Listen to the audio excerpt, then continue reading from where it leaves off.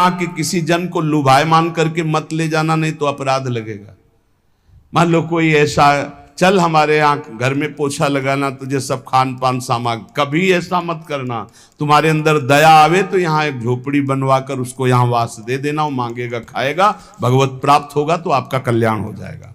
यहाँ की किसी जीव को मत ले जाना, यहाँ के तोता, यहाँ पशु पक्षी, यहाँ किसी की, यहाँ की तुलसी, यहाँ के कोई यहाँ का ब्रज 84 कोष का कोई भी लता, कोई भी ऐसा कभी बाहर मत ले जाना। यहाँ की केवल रज ले जा सकते हो और कुंडों का जल ले जा सकते हो, ये आप अपने सेवन के लिए चरणामृत ले जा सकते हो बस। कभी गिरिराज जी को मत ले जाना कि गिरिराज जी की शिला उठाई हम घर में अभिषेक को पूजन करें, ब्रज 84 कोष के बाहर नहीं, भारी अपराध बन जाएगा। यहाँ की तुलसी जी को बाहर मत ले जाना, बाहर की तुलसी जी यहाँ लाके लगा देना। यहाँ की किसी लता पता की वृंदावन की तमाल है अपने ले जाते हैं और अपने बगीचे में लगाएं, कदापि नहीं, भारी अपराध बन जाएगा। क्योंकि वो महापुरुष वृंदावन सेवन के लिए प्रकट हुआ था, आप उसका वृंदावन चुरा रहे हैं तो आपकी बहुत हानि हो जाएगी। ये सत्संग के द्वारा ही ज्ञान होता है। रजरानी, यहाँ का प्रसाद, यहाँ के कुंडों का जल, यहाँ का चरणामृत, ये ले जा सकते हो आप। बकाया यहाँ की किसी भी जड़ चैतन्य को मत ले जाना। ये सब प्रियालाल के निज जन है, नहीं तो आपका अपराध बन जाएगा कि चलो भाई वृंदावन आए, एक तुलसी का वृक्ष ले चलते हैं, अपने यहाँ लता लगा लेंगे। नहीं नहीं नहीं, बाहर से ले आओ, यहाँ आरोपित करो, यहाँ लगा दो तो परम पावन वृंदावन वास करा दिया तुलसी जी का। लेकिन यहाँ से कभी बाहर मत ले जाना। यहाँ कोई पशु पक्षी के बच्चे को देखा, चलो हम ले चलते पालन करते, नहीं नहीं, यहाँ दुख में जीवन व्यतीत करने पर भी उसे प्रियालाल की प्राप्ति होती है। तो वृंदावन में वास करने से क्या मिलेगा? बोले कर तल कलित कपोलो गल दस्तुर्लोचना कृष्ण कृष्णेति बिलपन रहस्य कदा श्याम वृंदारणे त्यकिंचनो धन्य। हथेली पर कपोल रख के अश्रु प्रवाह करते हुए हा कृष्णा कृष्ण, हा श्यामा श्याम कहकर जोर जोर से किसी लता के नीचे बैठकर रो रहा है। अति दीन भाव होकर के जो रो रहा है वो सारे जगत को पावन करने की सामर्थ्य रखने वाला, वो कृतार्थ स्वयं हो गया और औरों को कृतार्थ करता है। जो प्रियालाल के लिए ऐसे चिंतन करते हुए अशुभ प्रवाह का हा श्यामा श्याम, हा कृष्णा कृष्ण, हा राधे श्याम, ऐसे रो रहा है। मानापमान कोटि भी रक्षुभितात्मा समस्त निरपेक्षः वृंदावन भुवि राधा नागर माराधे कदा मुदित। करोड़ करोड़ बार अपमान हो तो भी क्षुभित ना होना, वृंदावन मत छोड़ना। यहाँ के लोग तो बहुत कड़ुआ बोलते हैं, यहाँ के लोग बहुत ऐसा, और चल दिए, नहीं नहीं, बहुत घाटा हो जाएगा। कांटे में ही फूल खिलता है गुलाब का, आसपास कांटों से बचा के फूल को ग्रहण करो। यहां बाढ़ लगी हुई है ऐसी, जल्दी प्रिया प्रीतम में आसक्ति नहीं होने पाएगी। बाहरी ऐसे कटुवचन, बाहरी ऐसा व्यवहार, बिल्कुल क्षुभित मत होना। कल एक संत भगवान आए थे, चर्चा हुई तो उन्होंने कहा विक्षेप सहा नहीं जाता।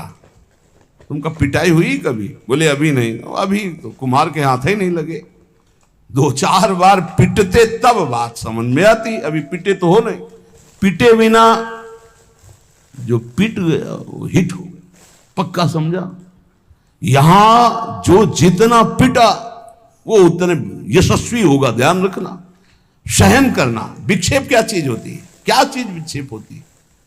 तुम्हारी मानी हुई अनुकूलता के प्रतिकूल भाव को विक्षेप कहते हैं। हमारी कोई अनुकूलता है नहीं, जो ही प्यारो करे सोई मोई भाव, तो विक्षेप नाम की चीज नहीं। हे जब 2-4 थप्पड़ लात जूता लगे, इसके बाद को बड़ी कृपा, तब समझ में आएगी कि साधना ठीक चल रही। मार थप्पड़ याद ये लात जूता चला, और इसके बाद जब एकांत हुए तो आपका हृदय शीतल हुआ। जय हो बिहारी जी की, जय हो राधा वल्लभ लाल की, बड़ी कृपा की प्रभु। कोई बहुत बुरा प्रारब्ध था, निपटा दिया नाथ, बड़े कृपाल हो। ऐसा चिंतन आवे तब माना जाएगा आपकी साधना। बोले मानापमान कोटि भी,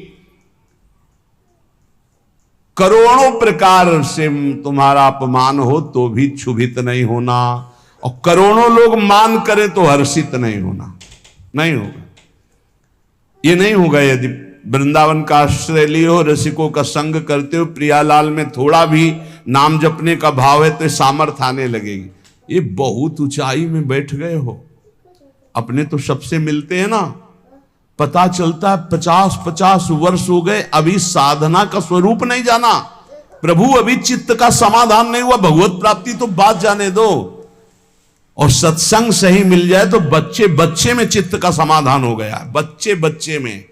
जो 50-50 वर्ष साधना में नहीं, वो एक बच्चा आपको बता सकता है कि आपका साधन क्या है, आपका साधन क्या है, आपका साध्य क्या है। बस एक ही ठसक से निकलेगी, हमारी महारानी श्री राधा रानी, हमारी महारानी श्री।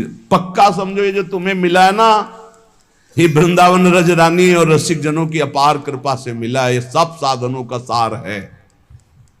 मानापमान कोटि भी क्षुभितात्मा समस्त निरपेक्षा, कभी भी क्षुभित ना होना तुम्हारा मान अपमान हो। मान में क्षोभ हर्ष होता है, खूब मान हो रहा है तो हर्ष होता है, वो डरेगा अपमान से।